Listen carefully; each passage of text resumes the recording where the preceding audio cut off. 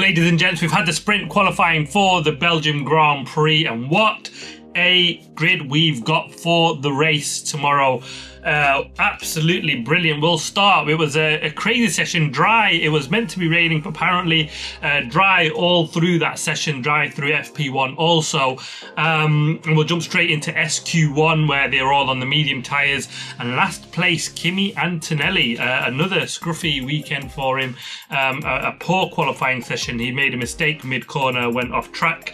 I think we've seen Lewis Hamilton do similar just before him, so it wasn't just him as a rookie struggling around that corner, but yeah, P20, the start of a bad session for Mercedes. That one, Franco Colapinto in 19th place.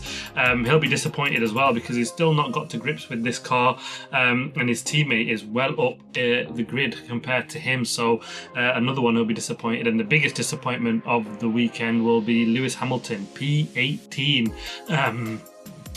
Two really poor laps. Like I said, he made the same mistake as Kimi Antonelli did, ran wide on his first run. On the second run though, it looked like he'd be in, but got to the final chicane and locked his rears, and round he went. It's a strange mistake. Still not sure if it's some sort of car issue. Ant Davidson was sort of saying he'd be surprised as anybody that spun round like that did, and potentially might be a car issue rather than driver error, but nevertheless Lewis Hamilton was been positive with the upgrades on that car.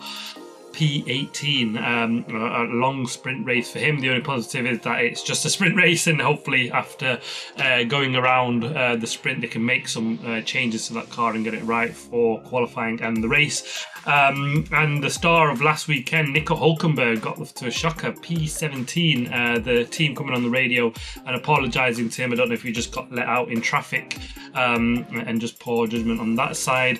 And Alex Albon, P16. I mean, all of the top last 5 different teams. We don't see that very often. And Alex Albon, he'll be disappointed in that Williams. Oscar Piastri led the way from Max Verstappen, and it was Lando Norris third. Was that the sign of things to come? You watch out. The start of that session for me was a Fernando Alonso at P4, showing for some surprise that Aston Martin might be quick. But it all changed when we got to SQ2, because the first 2 cars out are the 2 Aston Martins, P15 for Lance Stroll, P14 for Fernando Alonso.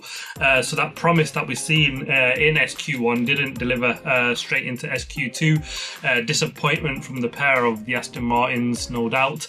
And even more disappointing, George Russell in P13. The 2 Mercedes guys didn't even make it into SQ1. And we've seen them go well around this circuit in previous years, so horrible one for them. Yuki Tsunoda, P12, better from him. At least it wasn't out in Q1, but still not got into that Q3 session just yet. Disappointment for me was beaten by Liam Lawson, who finished in 11th place. Leader of that session was Lando Norris in first, Verstappen and Charles Leclerc in third place. My predictions coming like, this could be close of what I predicted for sprint qualifying, but all changed really.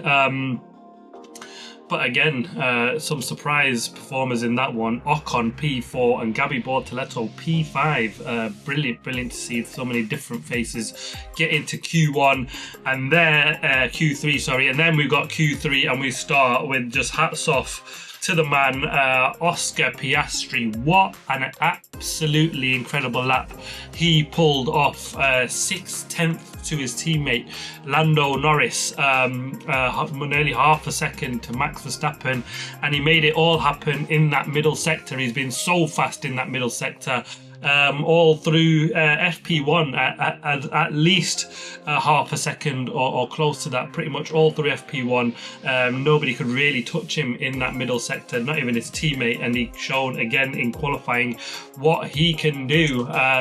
But the surprise is not his teammate that's behind him, it's Max Verstappen with a brilliant lap to get into Q2 and split the 2 McLarens, because it didn't look possible when you look at how quick especially the McLaren of Oscar Piastri was going. And actually, to be fair, Lando Norris did look good. I mean, he led SQ2, so it looked like, could he put some respect on his name and put Oscar in his place. It wasn't to be, but Max Verstappen nips in between the two McLarens. A brilliant job from him. He'll be really looking and licking his lips down the full Kemmel straight, won't he, at turn 1 for the sprint tomorrow.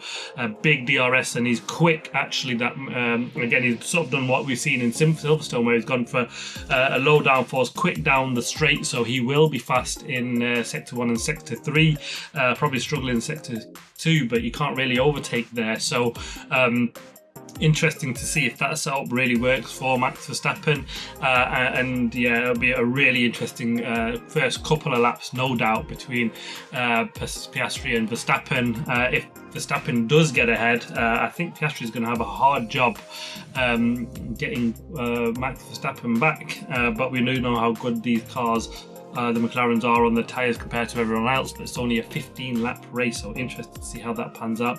Lando Norris in 3rd place. I mean, he'll be disappointed to see such a massive gap between him and his teammate. Yeah, he's just lucky that there's such a huge gap, and the other cars were absolutely nowhere, that he's still 3rd, to be fair. It could have been an awful lot worse for him. Charles Leclerc, a respectable P4, but again, 7/10 of Oscar Piastri. Ocon, a brilliant P5 for him in that Haas team. A fantastic job.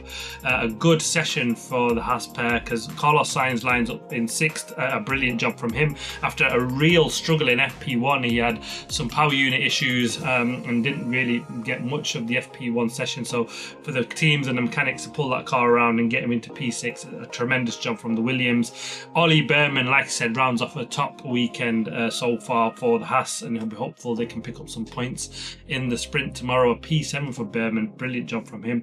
Pierre Gasly nicked it into P8. I mean, everyone thought the Alpines will struggle around here, especially when you've got 2 long sections and they've not got a quick engine, but Pierre Gasly is in tremendous form after the back of a really good Silverstone and a really solid P8. Isaac Hadjar, P9, back into the Q3 sessions. A really good job from him.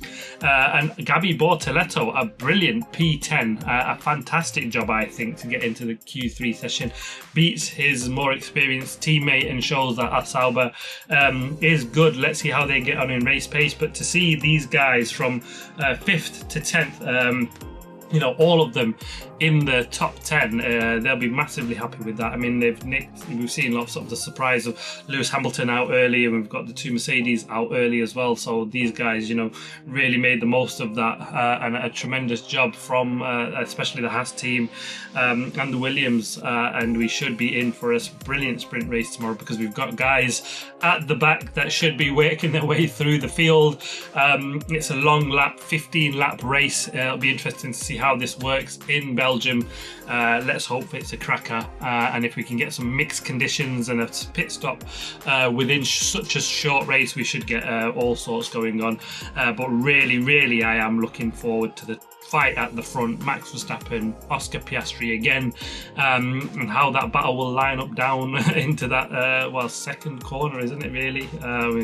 4th corner really, with Count Eau Rouge and Radion, but yeah, they're just a big part of a straight, aren't they, now, the way they flat out through that corner. And it should be an absolutely brilliant race. I cannot wait for the sprint race tomorrow, and then we've got the qualifying. Watch out for the videos on them tomorrow. See you then. Thanks for watching. Please like, subscribe, comment. As always, see you in the next one.